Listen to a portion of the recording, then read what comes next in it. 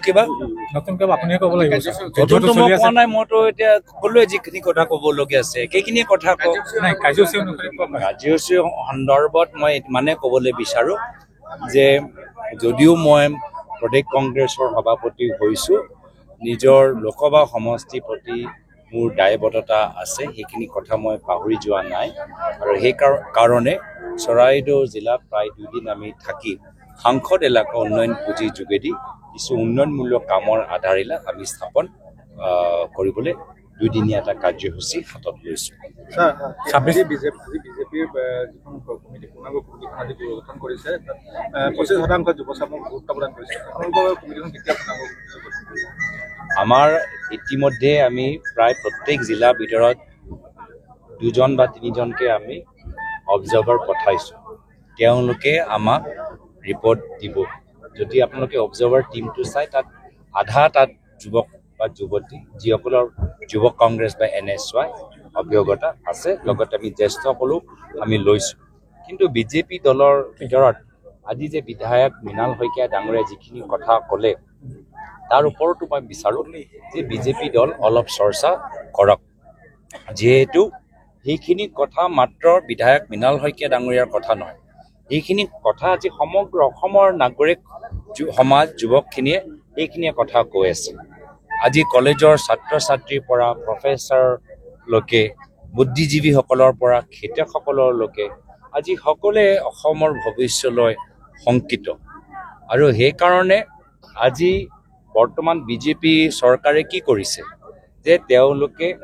আমাৰ থলুৱা মানুহৰ মাটি কিনি ক'ৰবাত নিজৰ ৰিজৰ্ট বনাইছে বা বাহিৰৰ উদ্যোগপতিসকলক বিক্ৰী কৰি থৈছে আৰু থলুৱা ৰাইজখিনি যে মাত নামাতে তাৰ বাবে গাঁৱৰ ভিতৰত মদৰ দোকান খুলি দিছে তাৰ ভিতৰত মহিলাখিনি 1000 টকা দি দিছে তাৰ ভিতৰত বয়োজ্যেষ্ঠসকলক পুলিচৰ ভয় দেখাই দিছে যাৰ ফলত যে ৰাইজ নিমাত হৈ থাকে তো আমি অসমৰ পৰা কি উৎপাদন কৰিম আমাৰ অসমৰ পৰা বাহিৰলৈ পঠোৱা আমাৰ কি এক্সপৰ্ট থাকিব আমি অসমৰ পৰা আমাৰ মেধাৱী ছাত্ৰ ছাত্ৰীসকলক অন্য ৰাজ্যৰ ছাত্ৰ ছাত্ৰীসকলৰ লগত কেনেদৰে প্ৰতিযোগিতাৰ বাবে আমি তৈয়াৰ কৰিম এইখিনি প্ৰশ্ন যে মানুহৰ মনত নোসোমায় তাৰ বাবে তেওঁলোকে হিমন্ত বিশ্ব শৰ্মা ডাঙৰীয়া ৰণকৌশল তৈয়াৰ কৰিছে কিন্তু মই ভাবোঁ যে যিখিনি কথা আজি মৃণাল শইকীয়া ডাঙৰীয়া কৈছে এইটো খালি মৃণাল শইকীয়াৰ কথা নহয় অসমৰ ৰাইজৰ কথাখিনি এয়ালৈ চিন্তিত আমিও চিন্তিত আজি নতুনকৈ কোনোবা জইন কৰিছে নেকি ছাৰ আমাৰ নতুনকৈ নহয় আমাৰ দলৰ পৰা বহুত সময় আমাৰ দলৰ লগত থকা এজন ব্যক্তি দাদুল বৰা ডাঙৰীয়া যোৱা লোকসভা নিৰ্বাচনত হিমন্ত বিশ্ব শৰ্মা ডাঙৰীয়া যথেষ্ট হেঁচাত তেওঁ আমাৰ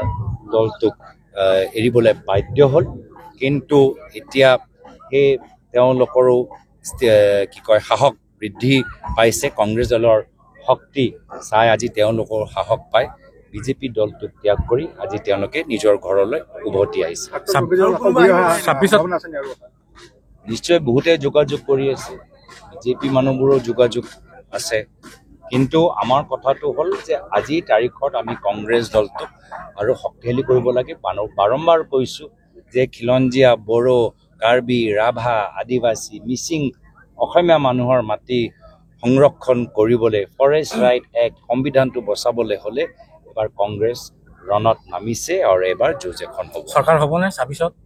যুঁজ এখন হ'ব আমি বিটিআৰৰ সম্পৰ্কত আমি বিটিআৰ আগতে নিজৰ কামখিনি কৰি লওকচোন আপোনালোকে একদম অহা বছৰলৈকে পালে ভালকৈ কাম কৰিলেতো নিশ্চয় ৰাইজে আমাক চৰকাৰ বনাবলৈ এটা সুযোগ দিব